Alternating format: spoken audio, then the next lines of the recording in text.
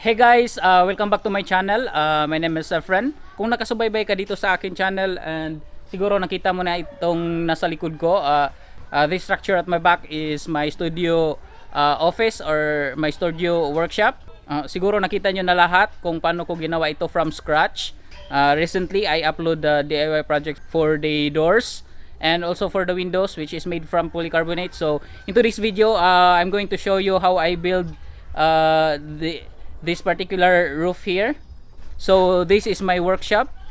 So it's I think 85% done, but then in today's video I'm just going to show you this particular roof here. So this particular roof that I have here is a roof and also a wall. So ang idea nito, bakit ko ginawa siyang wall and also it will also become a roof, is that kapag gusto ko siyang i-transfer kahit na saang lugar, is pwede ko siyang dalhin. So kapag ita-transfer ko ang whole office, is that this particular roof here will just fall down and then I can bring this whole structure with me. So that's the whole idea. So ngayon ipapakita ko kung paano ko ginawa ito.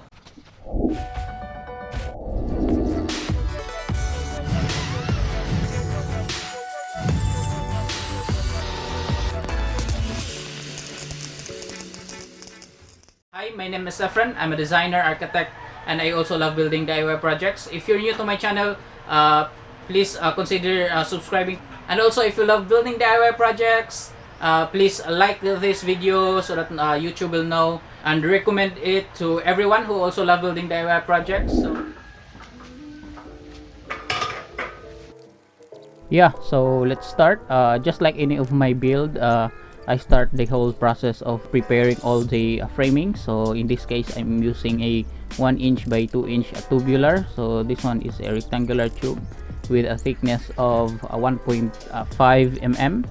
So this one is pretty much square. So the size of this one is around 2.2 by 2.2.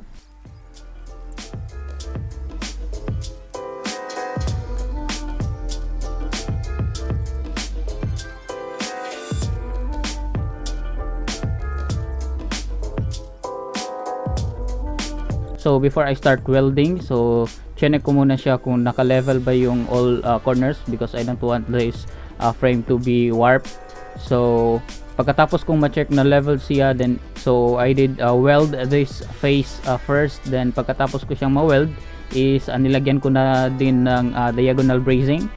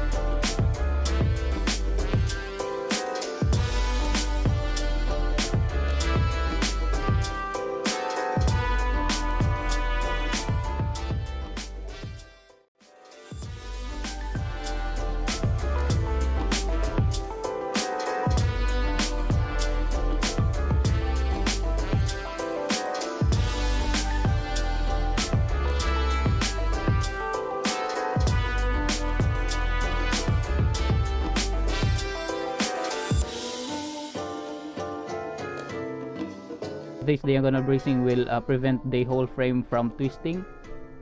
So kinabit ko yung diagonal bracing ko dito gamit lang yung tech screw, and for the middle I just use a rivet.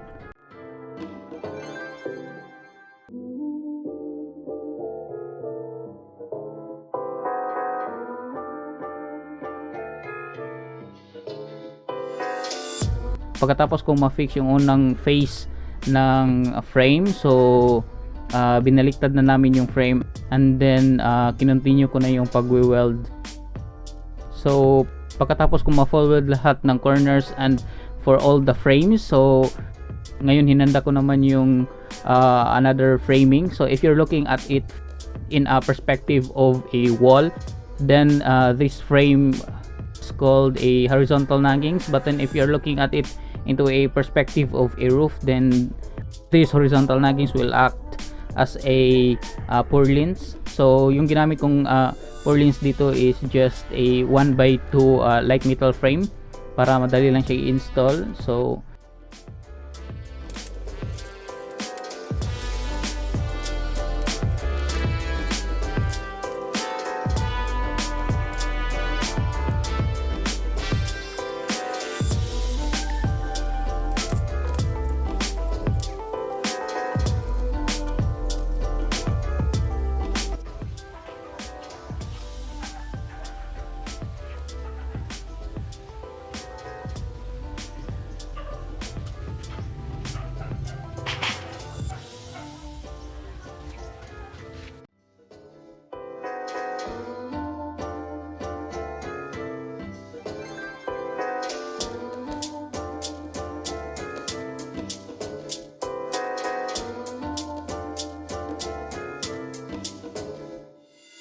So ginamitan ko lang siya ng drill and then finix ko siya gamit ang Revit. So ganun lang siya kadali.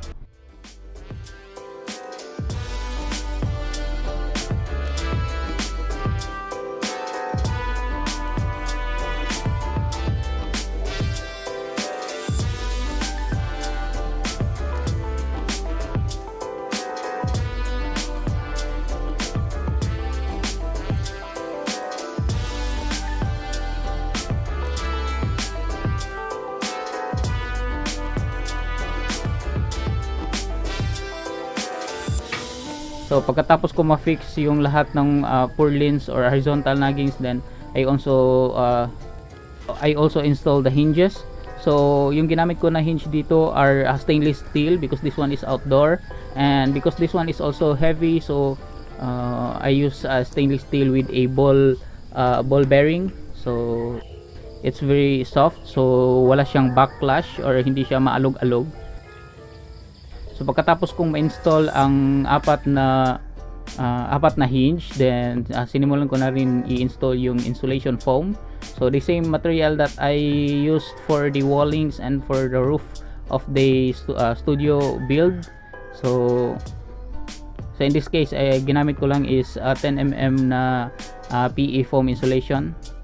So yung foil na part ng insulation foam is facing outward because the foil part is served to be a reflective part. So pagkatapos ko siyang ma-install, din pinatungan ko na siya agad ng roofing material, so corrugated metal sheet.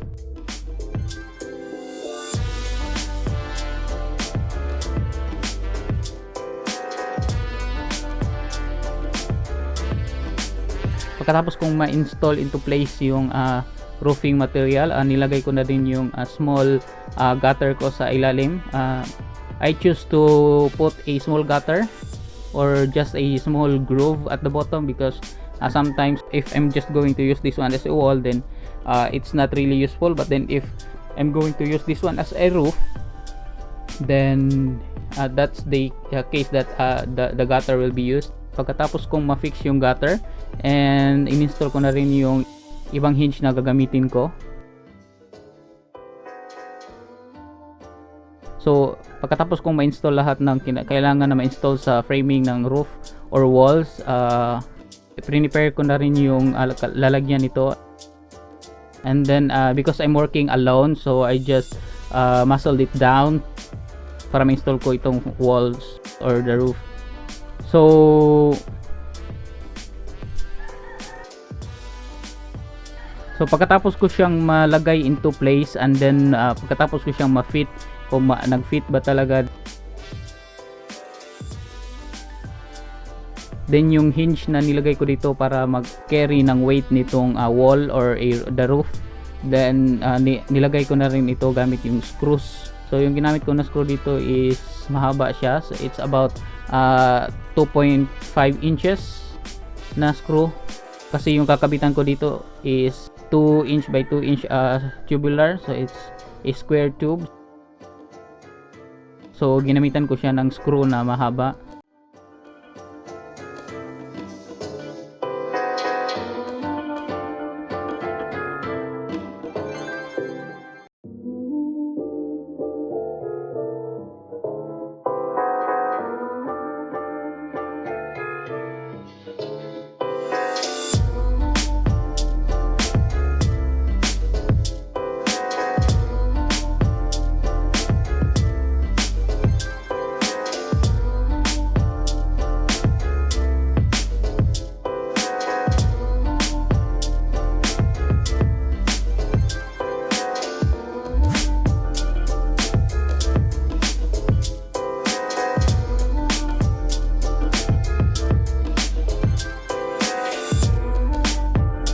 And then pagkatapos kong ma-install lahat ng hinge sa beam is tinry ko rin siyang i-open. So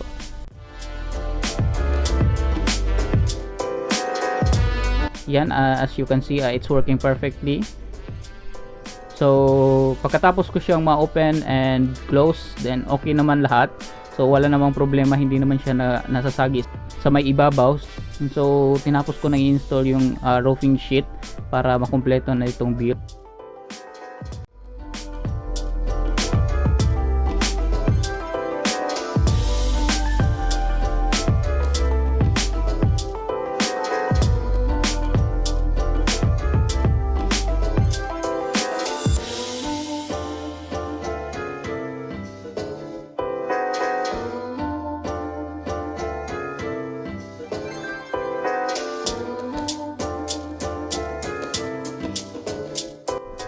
So ganito lang kadali yung ginawa ko dito sa pag-install ng aking wall or slash roof.